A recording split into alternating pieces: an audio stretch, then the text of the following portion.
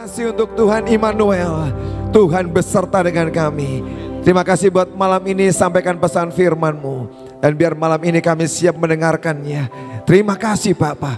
Kami percaya hari ini sesuatu yang baru yang Tuhan akan berikan dalam hidup dan hati kami. Yang punya kekuatan mengubah hidup kami. Kami berdoa perjalanan kami ke depan ini makin kuat dan makin luar biasa. Tidak ada orang-orang yang putus asa, yang menyerah, yang lari dan keluar dari pertandingan. Semua kami tetap dalam pertandingan lari kami dan tidak ada yang meninggalkannya.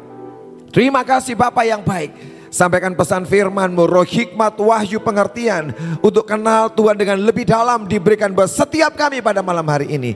Terima kasih Bapa yang baik. Demi nama Yesus kami berdoa. Semua yang percaya sama-sama katakan amin. Silakan duduk saudara. Shalom semuanya, selamat malam. Terima kasih buat Bu Nani yang berikan kesempatan buat saya bisa sharing menyampaikan pesan Tuhan pada malam hari ini. Saudara, dalam kehidupan kita ini senang bertemu dengan orang-orang yang baik. Orang-orang yang selalu memberikan kekuatan buat kita. Orang-orang yang ngomongnya positif terus kepada kita. Orang-orang yang memberikan nasihat pada kita. Kita senang ketemu dengan orang-orang seperti itu. Sebab mereka lah orang-orang yang akan membuat rohani kita bertumbuh menjadi kuat. Sebab mereka selalu menjagain kita secara rohani, saudara. Kita senang. Di Alkitab ada begitu banyak contoh orang-orang yang luar biasa. Yang dia bisa menguatkan orang lain, dia bisa mementor orang lain, dia bisa mengajar orang lain. Sehingga bertumbuh dengan sangat luar biasa. Elisa punya Elia. Itu seorang pemimpin nabi, tapi juga seorang motivator yang sangat bagus buat Elisa. Elia orang yang sangat baik. Yang akhirnya membuat Elisa ini mempunyai banyak karunia yang ajaib luar biasa. Bahkan membuat mujizat 2 kali lebih banyak daripada yang Elia buat. Sebab ada Elia yang baik. Elisa ini bertumbuh jadi orang yang sangat luar biasa saudara. Ada Musa untuk Yosua. Yang selalu dibawa kemana-mana. Sekalipun anak muda ini gak ngerti banyak. Tetapi Musa mau membawa Yosua. Bahkan naik ke gunung Tuhan. Yosua ikut disuruh nunggu ketika Musa bertemu dengan Tuhan. Yosua punya seorang contoh yang sangat ajaib luar biasa. Yang begitu dekat dengan Tuhan. Dan Yosua melihat belajar dari hidup Musa. Dan ketika Musa itu dipanggil Tuhan, Yosua dinaikkan, diangkat oleh Tuhan. Yosua sangat beruntung mempunyai Musa yang mendidik, mengajar dia. Paulus adalah orang yang luar biasa. Yang sangat berani mengambil Timotius yang masih sangat muda. Anak muda yang gak punya pengalaman, yang mungkin sedikit takut, yang dalam hidupnya banyak keraguan-raguan. Tapi Paulus ini seorang pemimpin yang luar biasa. Dia mendidik anak muda itu sampai Timotius jadi orang yang hebat, yang luar biasa. Ketemu dengan orang baik, menolong kita menyelesaikan setiap destiny kita. Pertanyaannya saudara, kalau kita ini gak ketemu dengan orang baik, tapi kau sedang ketemu dengan orang-orang yang tidak baik, atau jujur yang ngomong jahat, ya kan? Kalau tidak baik itu lebih halus saudara, ya kan? Kalau ketemu dengan orang yang jahat, bagaimana dengan hidup kita dan reaksi kita dan destiny kita? Kalau kau ketemu dengan orang-orang yang sepertinya mau merusak, menghancurkan destinimu, bagaimana? Apakah engkau akan ikut dan engkau ikut hancur? Ataukah orang-orang ini saudara, yang engkau pandang jahat ini, tetap bisa menolong engkau menyelesaikan destinimu? Bagaimana kalau kau ketemu dengan orang jahat, tapi destiny bisa tetap terjadi? Ada kuncinya. Kalau engkau bisa menjaga hatimu dengan benar, maka orang jahat yang coba merusak, menghancurkan engkau, tidak bisa merusak engkau. Justru orang itu yang akan menolong saudara untuk bisa mencapai destiny besar dalam hidup saudara. Amin. Artinya buat kita ini saudara, tidak ada alasan. Mau ketemu orang yang baik, orang yang hebat, aku akan sampai pada destinimu.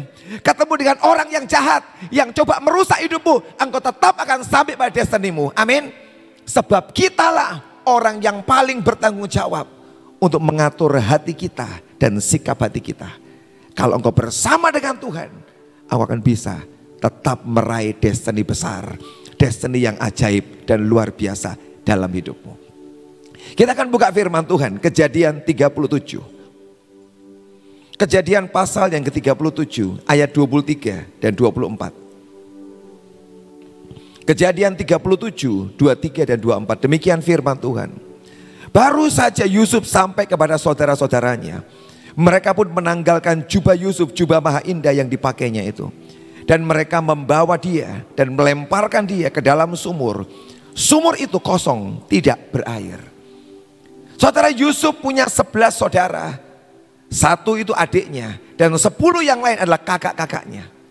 Dan ternyata kakak-kakak Yusuf ini bukan orang yang baik. Sebab mereka iri dan cemburu kepada Yusuf. Sebab Yusuf orang yang paling disayang di rumahnya oleh ayahnya, yaitu Yakub. Dia diberikan jubah yang indah. Dia dimanjakan, paling disayang. Sampai semua saudaranya 10 orang ini sangat jengkel dan marah. Bahkan sampai satu kali Yusuf cerita tentang mimpinya yang luar biasa. Dia melihat bulan, bintang, matahari tunduk kepadanya. Dia melihat berkas-berkas gandum tunduk kepadanya. Dan tambah jengkel dan marah saudaranya. Dan mereka cari kesempatan kapan ya bisa membuat orang yang menjengkelkan ini habis hidupnya. Satu kali ayahnya Yakub menyuruh Yusuf menyusul saudara-saudaranya. Karena mereka pergi menggembalakan kambing domba dan cukup lama gak pulang. Cari saudaramu. Tanya keadaan mereka dan kabar mereka. Yusuf seorang diri pergi mencari mereka. Waktu Yusuf mendekati kepada rombongan kakaknya yang sedang menggembalakan, maka saudara-saudaranya berunding. Tukang mimpi itu, orang yang menjengkelkan itu sudah datang kepada kita. Mari kita bunuh dia.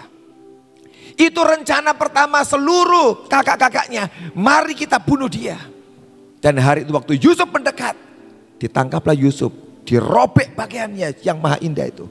Dia dilempar masuk ke dalam sumur. Sebab mereka merencanakan biar dia mati di sumur itu. Dan apa jadinya dengan mimpi-mimpi yang besar luar biasa. Pasti selesai dan habis. Hari itu ada orang yang jahat. 10 orang yang mau membunuh, merusak semua destiny besar yang Yusuf miliki saudara. Tapi terakhir mereka berubah pikiran berkata, apa gunanya kita membuat dia mati. Lebih baik kita jual, kita dapat duit. Disitulah Yusuf tidak mati dan dia masih hidup akhirnya. Tapi lobang itu saudara, 10 saudaranya, betul mereka orang jahat. Tetapi mereka lah orang-orang yang menolong Yusuf sebenarnya. Untuk saya pada destiny yang besar, yang luar biasa di Mesir. Kalau tidak ada lobang, tidak ada sumur yang kering, tidak ada 10 saudaranya, mungkin Yusuf tidak pernah meninggalkan rumahnya. Dan cuma jadi anak yang manis, anak yang baik di rumah Yakub. Cuma itu destininya. Baik kok saudara, dapat warisan, ya bagus. Tapi semua panggilan Tuhan yang jauh lebih tinggi tidak didapatkan saudara. Sebab dia cuma tinggal di kemah bersama dengan bapaknya, menikmati semua yang baik. Kadang-kadang perlu sumur kering buat hidup kita saudara.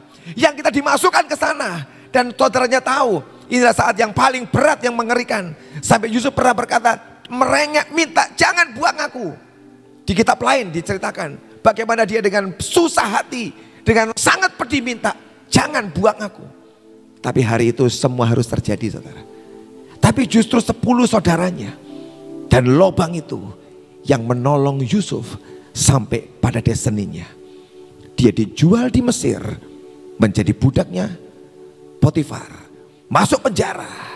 Dan di penjara itulah raja bermimpi, Firaun mimpi. Dan dia bisa menafsirkan mimpi itu. Dan dia menjadi orang nomor 2 di kerajaan Mesir. Sumur itu saudara, 10 saudaranya yang berpikir kamu akan habis. Justru mereka yang menolong Yusuf mencapai destininya. Amin. Ketemu sama orang jahat, jangan berpikir aku rusak dan hancur. Jangan saudara.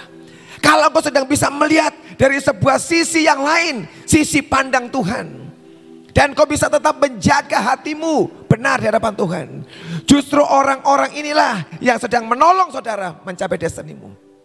Bagaimana sikap hati Yusuf saudara? Ketika dia bertemu saudaranya dan dia sudah berhasil, sudah sukses, dia berkata, engkau mereka-rekakan yang jahat kepadaku, tapi Tuhan mereka-rekakan yang baik kepadaku. Artinya orang ini tidak marah, tidak kecewa, tidak balas dendam pada saudaranya. Dan dia berkata, Tuhan mereka-rekakan yang baik dalam hidupku.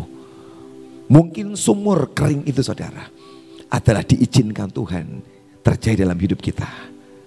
Justru di lubang di sumur itu engkau sedang dibawa kepada destinimu. Tapi yang sulit itu apa saudara? Menjaga hati ini loh saudara. Tetap benar. Orang boleh berbuat jahat, engkau tidak boleh merespon dengan jahat. Tetap engkau menjaga hati ini benar. Sehingga semua yang kotor, yang jahat tidak pernah mengotori, merusak yang di dalammu. Sebab Tuhan sangat peduli dengan yang di dalam kita. Lebih daripada yang di luar kita. Dia sangat peduli dengan yang di dalam. Kalau engkau bisa menjaga di dalammu, tidak dicemari oleh yang jahat itu saudara, engkau akan bisa mencapai destiny yang ajaib lewat sumur yang kering itu. Yang kedua, dalam Ester 5 ayat ke-14. Kitab Ester pasal yang kelima ayat yang ke-14. Lalu kata Seres istrinya dan semua sahabatnya kepadanya, suruhlah orang membuat tiang yang tingginya 50 hasta dan persembahkanlah besok pagi kepada raja, supaya Mordekai disulahkan orang pada tiang itu. Kemudian dapatlah engkau dengan bersukacita pergi bersama-sama dengan raja ke perjamuan itu. Hal itu dipandang baik oleh Haman. Lalu ia menyuruh membuat tiang itu. Mordekai bersyukur buat Haman saudara. Sebab ada hari itu orang yang marah kepada Mordekai. Kenapa? Sebab Haman ini orang nomor 2 di kerajaan Ahasveros. Dia orang yang punya kedudukan tinggi. Dia orang dekat dengan raja. Dan seluruh orang media Persia menyembah hormat kepada Haman. Cuma satu saudara, orang yang paling menjengkelkan buat Haman, yaitu Mordekai. Semua orang tunduk, satu ini gak pernah mau tunduk dan hormat pada dia. Membuat Haman panas hatinya. Dan hari itu Haman diberi nasihat oleh istri dan sahabat-sahabatnya.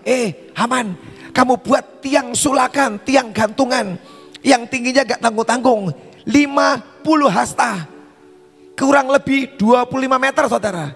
Ini gedung berapa meter saudara? Mungkin 10 ya, 10 mungkin. Itu 20 meter saudara. Mungkin 2 kalinya ini saudara tingginya, itu tiang dibangun. Dan orang berkata, bangun Haman, buat Mordekai. Bukankah dia itu menjengkelkan kamu? Bangun, 25 meter tingginya. Dan di dekat rumah Haman dibangunlah tiang sulakan menggantung, untuk menggantung Mordekai 25 meter. Dan setiap orang lewat di depan rumah Haman tanya, buat apa nih Pak Haman? Buat gantung. Siapa? Mordekai. Itu gak langsung saudara. Dia membangun tiang itu, dipasang. Dan tiap kali orang lewat tanya, ini punya siapa? Ngapain dibuat ini tiang gantungan? Buat Mordekai. Kalau saudara jadi Mordekai, piye perasaanmu? Bagaimana perasaan saudara? Semua orang akan tahu, wow, tiangnya tinggi banget. Buat apa? Mordekai akan digantung di sini. Saya tahu hari itu Mordekai gak bisa tidur dengan baik kok. Gak bisa makan dengan baik. Karena dia tahu dia pasti akan mati digantung di tiang itu. Sebab yang akan menggantung dia orang yang sangat berpengaruh. Dan raja pun akan nurutin apa yang Haman ngomong. Hari-hari itu, hari yang mengerikan teror buat Mordekai. Dia akan habis hidupnya. Tapi tahukah saudara, Tuhan bisa membalikkan keadaan. Orang yang mestinya digantung, yaitu Mordekai di sana. Kita tahu cerita endingnya adalah bertukar posisi. Betul saudara? Siapa yang digantung di sana? Haman saudara. Justru Mordekai mengambil kedudukan jadi orang nomor 2 dalam kerajaan itu saudara. Sebab Mordekai diangkat Raja Ahasveros menggantikan kedudukan Haman. Kalau hari ini engkau merasa Tuhan, ada orang-orang yang berbuat kejahatan, yang pengen menggantung hidupku, yang mempermalukan aku, yang sedang merusak nama baikku, ngomong semua yang jelek, sampai semua orang tahu, oh dia orang jelek, dia seperti ini. Sebab engkau sedang disiapkan tiang gantungan dan merusak hidupmu dan mematikan mungkin karaktermu, mematikan mungkin nama baikmu, mau digantung tinggi supaya semua orang tahu. Tapi kalau engkau bisa menjaga sikap hatimu benar di hadapan Tuhan, tiang itu bukan untuk saudara. Amin. Tiang itu bukan untuk saudara. Saudara tidak usah merancangkan untuk menukar dan kau yang menggantung Haman, gak usah. Biarkan Tuhan yang membuat skenario menolong hidup saudara. Amin. Bukan bagianmu merancangkan membalas dendam. Biarkan. Tapi tugas kita adalah jagain hatimu tetap benar dan berkenan kepada Tuhan. Engkau akan lihat bagaimana Tuhan akan mengubah ceritanya. Haman yang jahat itu yang digantung. Sementara Mordekai yang benar hatinya, dia menduduki posisinya itu. Itulah cara Tuhan. Ini orang jahat tidak merusak destiny Mordekai.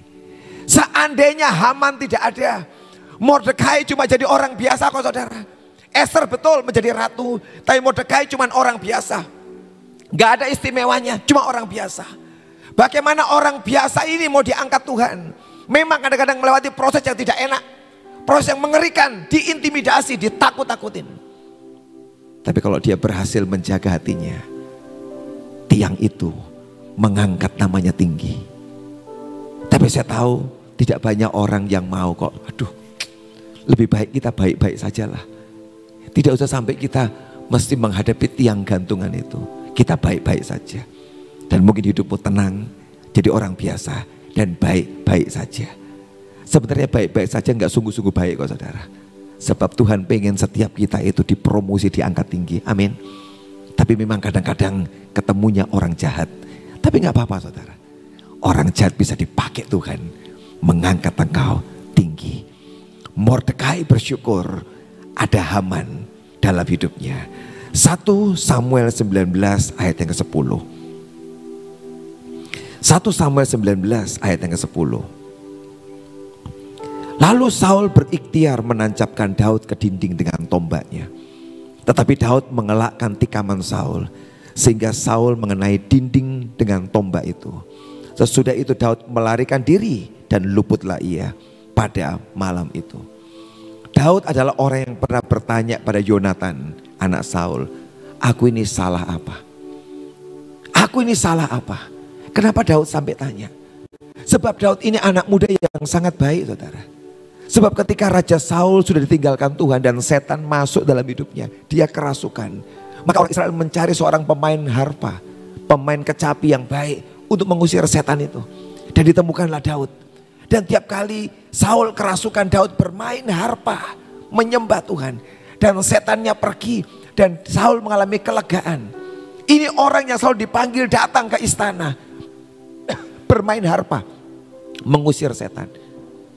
Ketika Saul melihat anak muda ini, dia menyenangi anak muda ini. Dia mengasihi anak muda ini. Sampai Daud diberikan hak untuk jadi pembawa senjatanya Saul.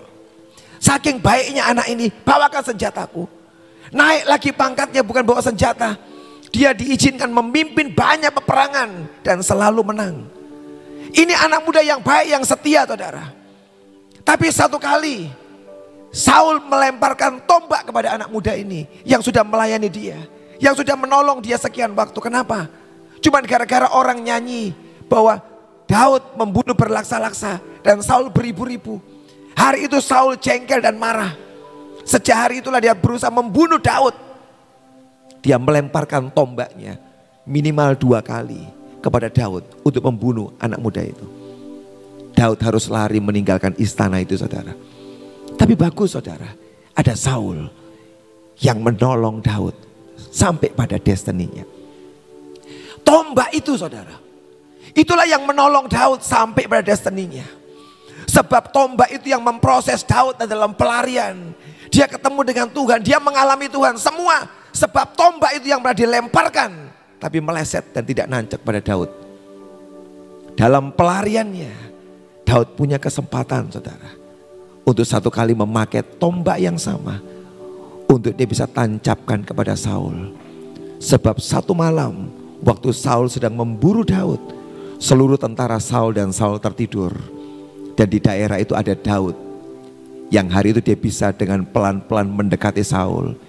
Dia bisa mengambil tombak yang sama yang pernah dilemparkan kepada Daud. Dia bisa ambil, dan dengan satu tancapan Saul akan mati. Dan mungkin Daud segera menjadi raja. Segera menjadi raja. Sebab Saul sudah mati di tombak yang sama. Tapi ketika dia punya kesempatan mengambil tombak itu, dia tidak pegang tombak itu. Panglima yang berkata, sekali aja aku tancapkan, selesai dia. Dan Daud dengan berdebar-debar berkata, jangan sentuh orang yang diurapi, jangan. Dan dia mundur. Dia hanya potong sedikit jubah dari Saul. Dan dia ambil buli-buli air milik Saul. Dan dia tinggalkan Saul. Dari kejauhan dia teriak, rajaku, Tuanku, ini punya siapa? Dia lihat jubahnya terpotong. Dia tahu Daud punya kesempatan menancapkan tombak itu.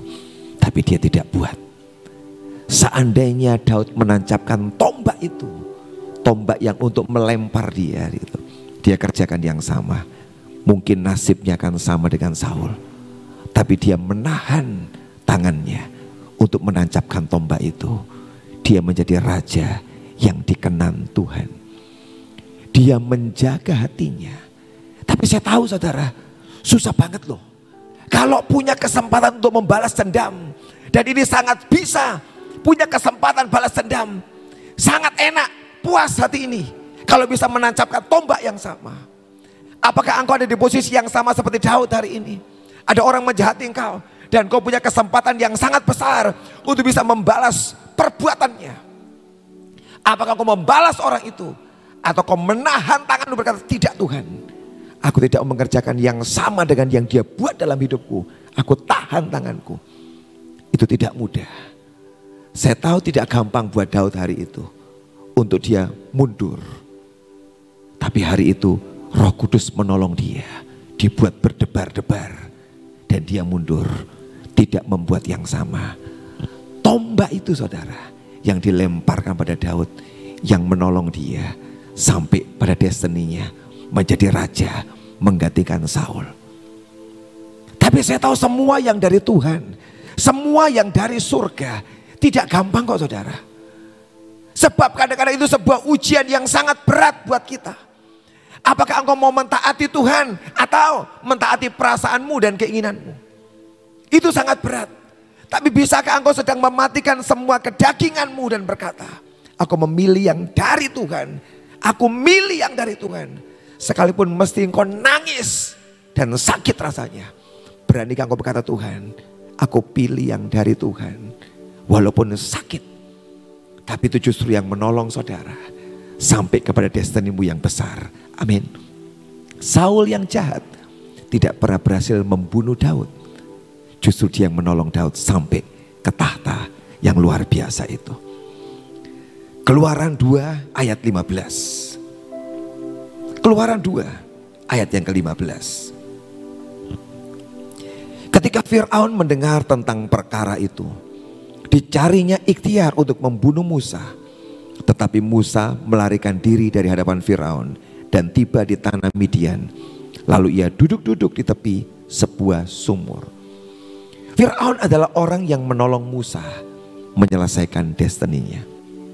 Kenapa saudara? Sebab hari itu Musa diambil oleh putri Fir'aun dari sungai, di mana semua bayi laki-laki Mesir dibuang ke sana dan mati.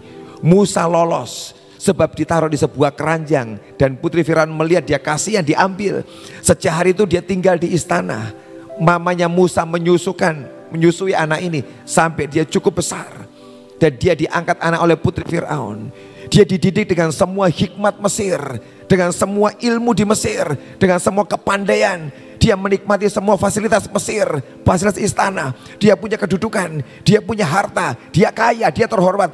Semua yang orang dunia cari, Musa punya hari itu. Sebab dia tinggi istana tinggalnya. Tapi hari itu semua yang dia punya, semua kehebatan Mesir, itu bukan destiny Musa saudara. Sebab Musa tidak dipanggil untuk tinggal di istana Fir'aun hari itu. Tuhan sedang menyiapkan Musa jadi pemimpin satu bangsa yang besar, yaitu Israel. Tapi Musa nggak bisa sepertinya hari itu. Sebab sudah terlalu nyaman, enak banget di istana itu. Dia dikasih, dicintai, terlalu nyaman. Sampai hari itu perlu Fir'aun yang nggak tahu kenapa hari tiba-tiba dia berikhtiar membunuh Musa. Kenapa kok Fir'aun membunuh Musa? Sebab dia tahu hari itu Musa membunuh mandornya. Waktu Musa keluar dari istana melihat orang yang kerja, semua orang Israel lagi kerja. Dia lihat seorang mandor pukul orang Israel dan disuruh kerja keras. Musa melihat dia kasihan. Dia datangin mandor itu, dia pukul mandor itu, mati mandornya. Disembunyikan di bawah pasir. Tapi ketahuan saudara, semua dosa kesalahan yang mau disembunyikan di bawah pasir gak kelihatan, tetap kebongkar. Tidak ada kesalahan yang sempurna, pasti kebongkar. Dan hari itu raja mendengar kabar, mandormu dibunuh cucumu. Kalau saudara jadi Fir'aun, engkau punya cucu yang hebat. Ini bahkan Musa diperkirakan pernah menjadi panglima Mesir, perang ke Ethiopia, memenangkan pertempuran. Ini cucu yang hebat, membawa keuntungan. Cuma mandor yang mati dengan cucu, mau milih mana saudara, sekalipun cucu angkat. Kalau orang yang normal sehat, dia memilih cucunya, betul? Aku pilih ini. Mandor mati gampang, ganti yang lain. Biasalah, kalau sampai orang istana membunuh itu biasa. Tapi kenapa hari itu Tuhan membuat Fir'aun berubah hatinya? Dia justru membela mandornya dan dia memutuskan, aku mau bunuh cucuku sendiri, Musa. Itu Tuhan. Itu Tuhan saudara. Sengaja dia buat Fir'aun marah dan dia ngucap, aku akan bunuh Musa. Yang membuat Musa meninggalkan istana, dia lari ke Midian dan dia mesti tinggal di sana 40 tahun. Orang yang punya kedudukan tinggi, yang punya kenyamanan hidup, kekayaan, jabatan, semua yang hebat, tiba-tiba tumbang turun ke bawah saudara. Nol, habis. Di Midian tidak ada yang tahu siapa Musa. Dan kerjaannya cuma menggembalakan kambing domba. Tuhan lucuti semua yang dari Mesir, dihabisin waktu dia ada di Midian. Tapi di Midian itulah dia berjumpa dengan semak duri yang menyala. Dan Tuhan bicara kepadanya. Tuhan tidak pernah menjumpai Musa di istana Fir'aun. Dia gak pernah ngomong dengan Musa di istana Fir'aun. Tapi di tempat yang paling tidak enak, di padang gurun, di tempat penggembalaan, Tuhan muncul menjumpai Musa. Musa, aku utus kamu balik ke Mesir, bebaskan bangsaku. Tuhan kembalikan Musa pada destininya. Lewat siapa? Fir'aun yang mengancam, aku bunuh kamu. Kadang-kadang kita perlu Fir'aun dalam hidup ini. Orang yang model kayak Fir'aun. Tapi kita gak suka dengan Fir'aun. Ini orang jahat, orang kejam. Bisakah engkau bersyukur kalau ketemu dengan orang seperti ini?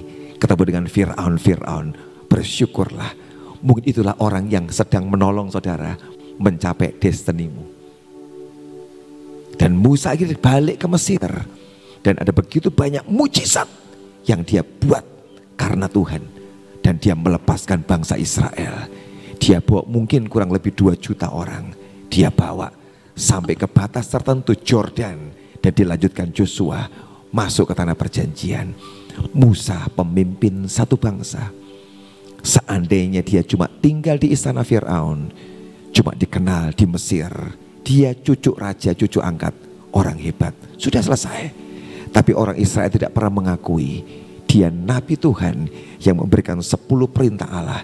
Dan dia mengalami perjumpaan dengan Tuhan, memberikan semua hukum yang ajaib. Dalam kitab-kitab Kejadian, Keluaran, Imamat, Bilangan, Ulangan, dia tulis semua peraturan Tuhan, hukum-hukum Tuhan. Dia yang menetapkan bagaimana bait Allah dibuat. Dia semua dapat wahyu dari Tuhan. Dan dia tulis semua dengan ajaib. Itulah Musa yang menyelesaikan destininya dan panggilannya. Sebab ada Fir'aun yang mau membunuh dia.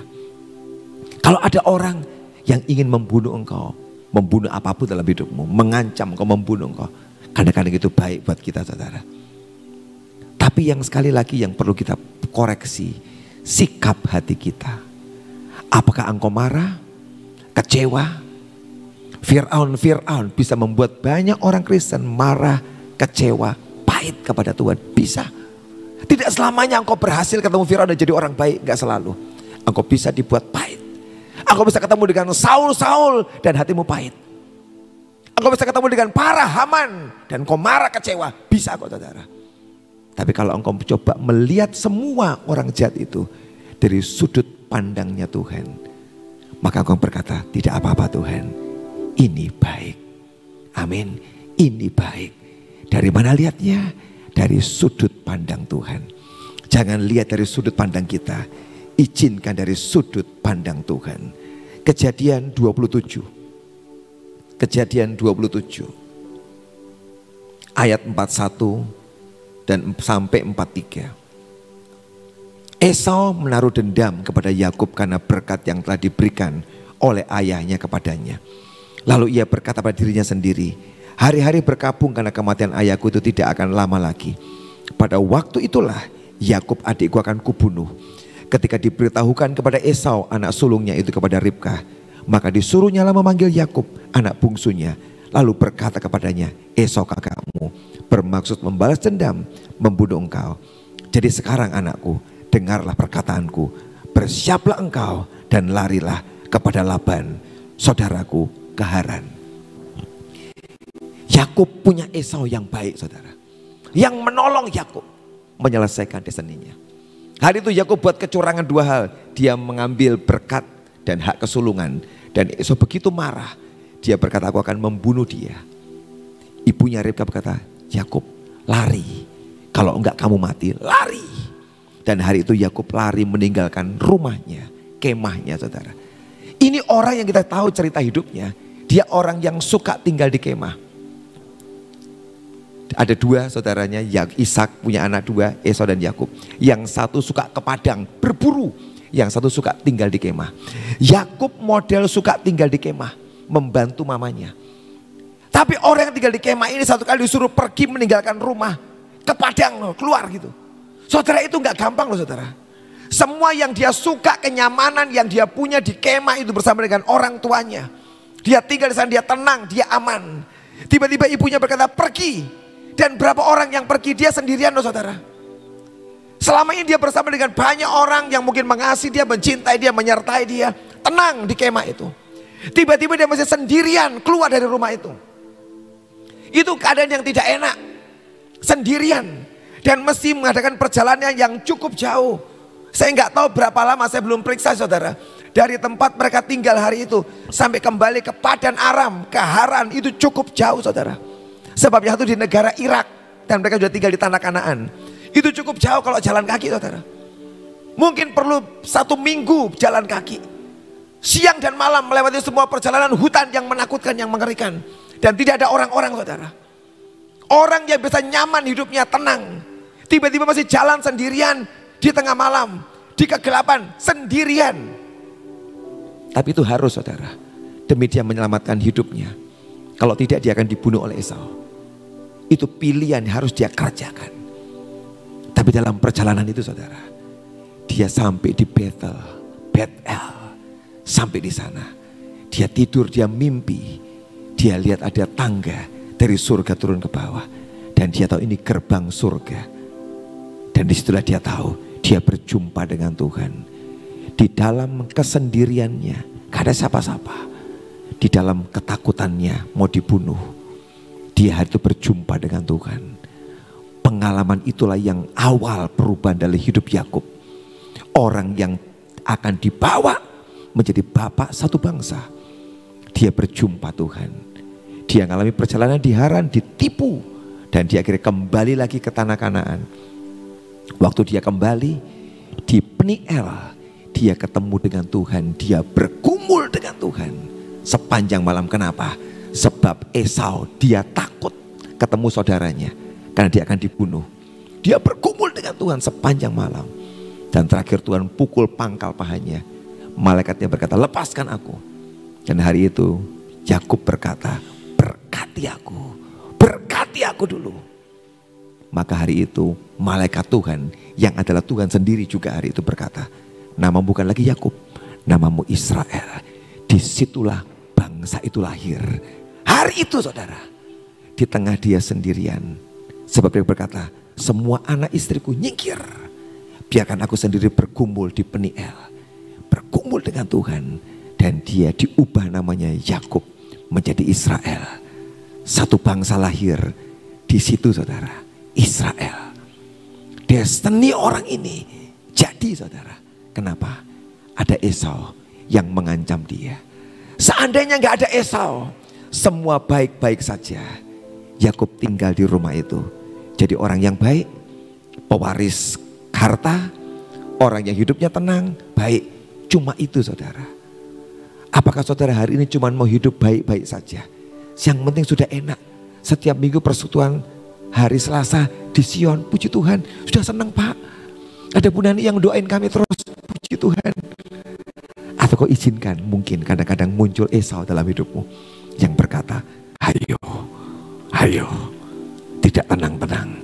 Tapi kau bisa sedang mencapai destiny yang besar, yang ajaib, yang Tuhan sedang siapkan dalam hidupmu. Pemimpin satu bangsa yang melahirkan Israel, Yakub yang diubah oleh Tuhan. Sebab siapa? Ada Esau yang pernah mengancam dia dan mau habisin hidupnya. Kalau Esau muncul, ketahuilah ada hal besar yang sedang dia mau kerjakan. Kalau kau ketemu orang jahat, tenang. Hari ini ubah hatimu. Wow, ada perkara besar akan terjadi. Amin. Ada perkara besar akan terjadi. Ada seni Tuhan yang ajaib. Engkau gak usah nangis. Gak usah nangis. Mencintai diri sendiri. Melankolis, nangis-nangis. Tidak usah ubah. Tuhan, ini ada gangtau besar, ya kan? Ada destiny besar. Kalau ketemu orang berbeda gini, pasti ketemu. Cara pandang itulah yang harus kita punya. Melihat dari sisinya Tuhan. Dan dia akan membuat engkau jadi orang yang hebat. Sampai pada destinimu. Yang terakhir saudara, Lukas 22. Lukas 22 ayat 47 48. Lukas 22 47 dan 48. Waktu Yesus masih berbicara, datanglah serombongan orang, sedang muridnya yang bernama Yudas, seorang dari ke-12 murid itu, berjalan di depan mereka. Yudas mendekati Yesus untuk menciumnya. Maka kata Yesus kepadanya, hai Yudas, engkau menyerahkan anak manusia dengan ciuman. Tuhan Yesus sebelum dia selesaikan tugas terakhir, itu tugas yang paling puncak, dia disalibkan. Ada Yudas yang menolong Tuhan Yesus sampai pada penyaliban.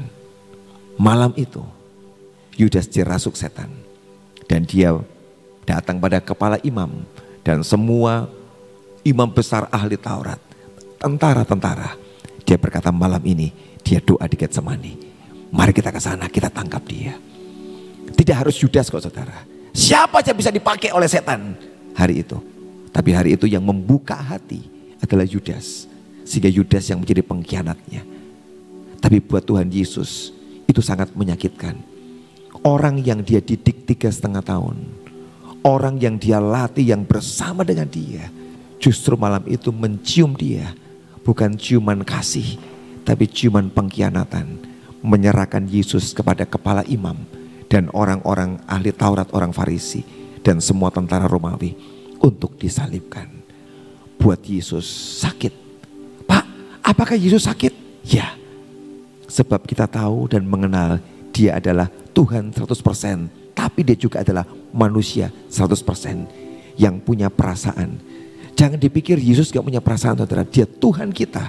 Selama di dunia dia menanggalkan kealahannya, ditulis di kitab Ibrani. Dan dia mengambil rupa seorang manusia. Kalau dia manusia, dia punya kesedihan, kesusahan, rasa sakit. Dan malam itu, itulah sakit yang paling besar dalam hatinya dan hidupnya. Sebab orang yang dia cintai, muridnya sendiri, mencium dia, menjual dia dengan 30 keping perak. Menyakitkan. Tapi yang hebat adalah dia lewati perjalanannya, dia disalib. Hatinya tetap benar. Itu yang susah saudara.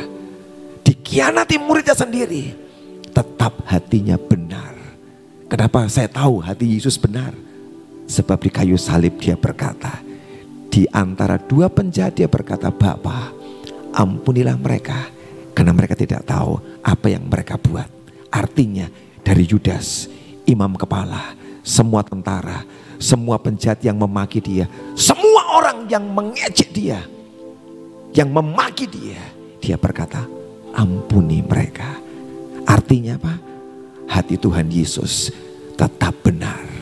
Semua orang sedang menembakkan panah beracun, makian hujatan, dia tenang di kayu salib berkata, Bapa, ampuni mereka. Itu perkataan yang ajaib saudara, yang tidak mungkin keluar dari mulut kita sebab sakit dan susah. Tetapi Tuhan kita di kayu salib bisa mengeluarkan ucapan itu. Kenapa?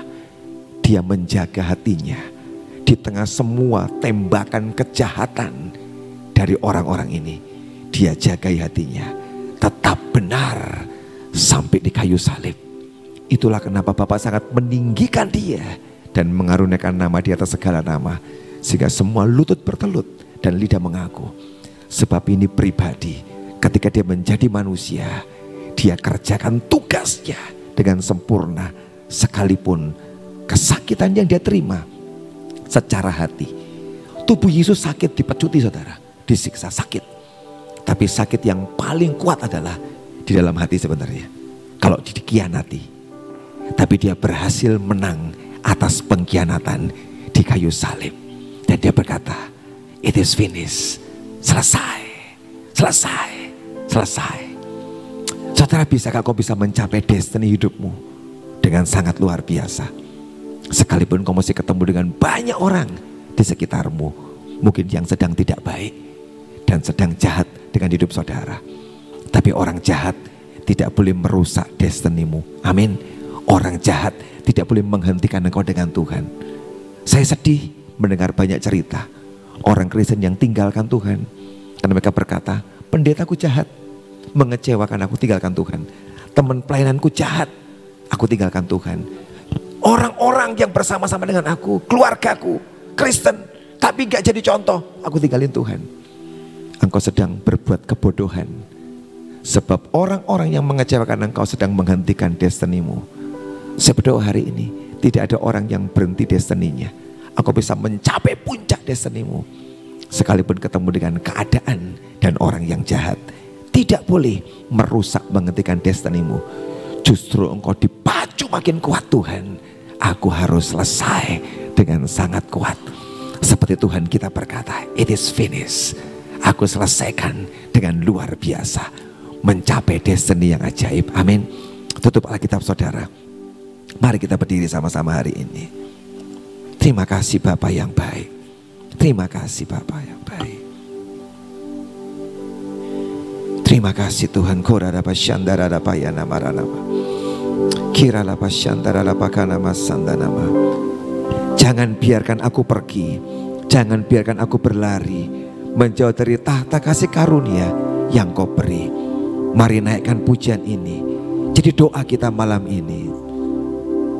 Jangan biarkan aku pergi, jangan biarkan aku berlari menjauh dari tahta kasih karunia yang kau beri. Tanamlah aku di hadiratmu, meteraikanku dalam hatimu, di hadiratmu, di hadapanmu, di pelukanmu, itulah hidup. Jangan biarkan, jangan biarkan aku pergi, jangan biarkan aku berlari menjauh dari tahta kasih karunia yang kau beri. Tanamlah aku di hadirat, meteraikanku dalam hatimu, di hadiratmu, di hadapanku, di pelukanmu, itulah hidup. basuh keletihanku, basuh keletihanku, sentuh keberuan, pulihkan tubuh, jiwa juga rohku, habiskan kedaginganku, habiskan kedaginganku, mimpimu jadi mimpiku, di hadapan tatamu berseru.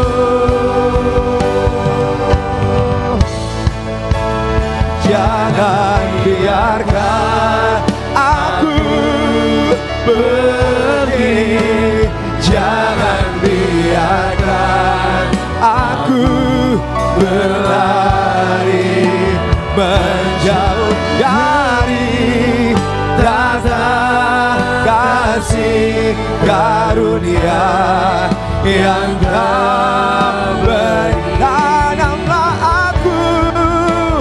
Tanamlah aku di hadirat-Mu, meteraikanku dalam kasih-Mu, di hadirat, di hadapan-Mu, di pelukan-Mu, itulah hidupku. Lagu ini punya kata-kata yang bagus, berkata tanamlah aku di hadirat-Mu. Kalau pohon ditanam saudara, tidak bisa pindah-pindah, diangkat-angkat. Pohon itu ditanam di sebuah tanah, berhenti di sana. Kita minta ke Tuhan, Tuhan tanam aku Tuhan, supaya semua destiny yang ajaib, yang luar biasa tidak pernah pindah-pindah dalam hidupku. Tanam aku Tuhan. Di mana? Di hadirat-Mu.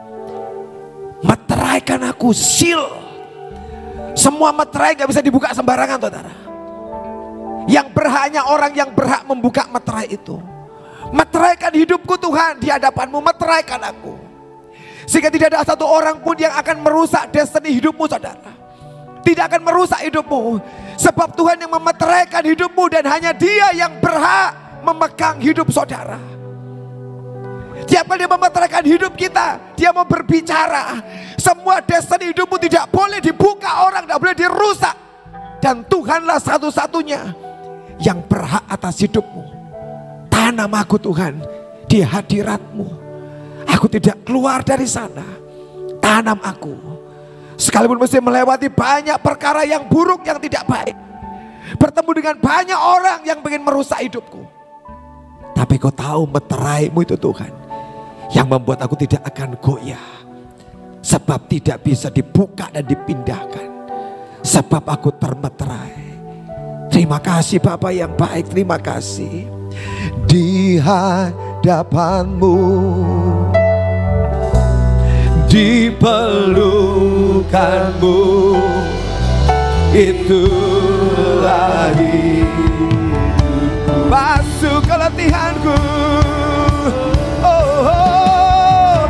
Basuh keletihanku, sentuh keberuanku,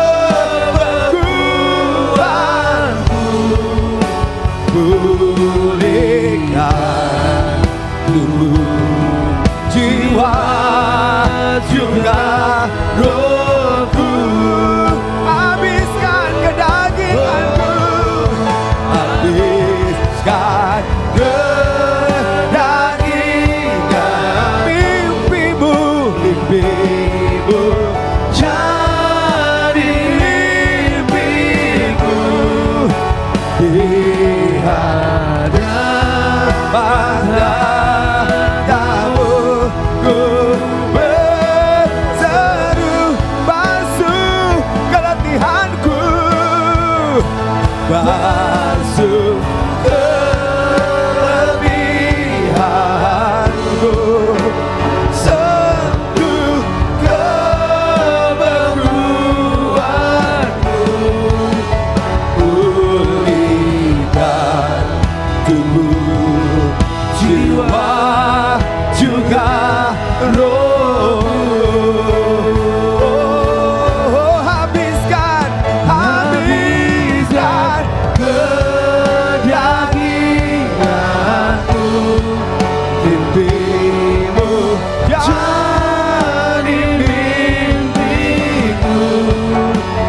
di hadapan tatamu ku berseru. Jangan biarkan, jangan biarkan aku pergi. Jangan biarkan aku berlari menjauh dari datang kasih karunia yang Kau beri. Tanamlah aku, tanamlah aku di hadirat-Mu, meteraikanku dalam hati-Mu, di hadirat-Mu, di hadapan-Mu, di pelukan-Mu, itulah hidupku. Mungkin malam ini ada orang-orang yang berkata, Tuhan, aku persis dengan apa yang diceritakan di Alkitab itu. Ada orang yang menombak aku, melemparkan tombaknya dan melukai aku. Tapi malam ini aku memutuskan tidak akan mengambil tombak yang sama dan melemparkan pada orang itu. Tuhan, aku dimasukkan dalam sebuah sumur kering, dimasukkan. Keadaanku masuk seperti dalam sumur kering. Saya gak bisa buat apa-apa lagi. Tapi aku tidak akan bereaksi negatif di sumur itu. Mungkin ada orang berkata, Tuhan, aku seperti ditaruh di sebuah tiang gantungan. Disiapkan gantungan buat aku, menghabisi aku. Tapi aku percaya malam ini nasibku akan berubah. Itu tiang peninggian, bukan tiang gantungan, tapi tiang peninggian dalam hidupku. Kalau ada orang-orang sedang melewati keadaan seperti itu malam ini, saya mau doakan saudara supaya engkau bisa bereaksi benar. Kalau ada saudara satu orang, mungkin dua orang boleh maju ke depan. Saya mau doakan saudara supaya engkau diberikan kekuatan menjaga hati. Kalau ada lagi saudara masih maju, silakan, gak apa-apa saudara. Tuhan, ada yang melemparkan tombak dalam hidupku, maju saudara, gak apa-apa. Malam hari ini biarkan kau minta, Tuhan, aku tahu yang paling berharga itu hatiku. Ada orang yang mungkin sedang dilempar dalam sebuah lubang gelap. Engkau teriak kesakitan sendirian di sana. Maju saudara, kita berdoa malam hari ini, Tuhan menolong saudara. Mari arahkan tangan kita sama-sama berdoa saudara. Saya minta tolong Ibu dampingi Bapa di surga. Mari sama-sama kita angkat tangan kita saudara, kedangan berdoa buat teman kita. Kau yang tolong hidupnya Tuhan. Hamba-Mu tidak tahu apa yang sedang dilewati dalam hidupnya. Engkau yang paling tahu. Engkau yang paling tahu. Tapi malam ini Kau yang menolong hidupnya. Engkau tahu, bukan kebetulan dia ada di tempat ini malam ini. Sebab Engkau sedang mengaruniakan hati yang berbeda, cara pandang yang berbeda malam ini. Dia akan kuat dan selesaikan destininya. Tidak ada orang yang akan bisa menghentikan destininya. Tidak ada keadaan yang akan menghentikan destininya. Tuhan akan menolong dia menyelesaikan dengan kuat dalam nama Tuhan Yesus. Kalau dia sedang dilempar tombak, dia tidak akan membalas lemparan itu. Kalau dia di dalam lubang, dia tidak akan membalas dendam pada orang yang membuat dia di dalam lubang. Dan kalau ada orang yang coba menggantung dia, dia tidak akan membalasnya. Beri hati yang kudus, mulia, benar di hadapan-Mu. Buat kami semua juga yang hadir malam ini, karuniakan kekuatan itu. Malam ini karuniakan semua yang hadir dalam nama Yesus. Karuniakan kekuatan itu Tuhan. Kami harus seperti Tuhan kami di kayu salib berkata, Bapa, ampuni mereka karena mereka tidak tahu apa yang mereka perbuat. Berikan kami hati yang sama seperti hati-Mu Tuhan Yesus. Beri hati yang sama seperti hati-Mu Tuhan. Dalam nama Yesus.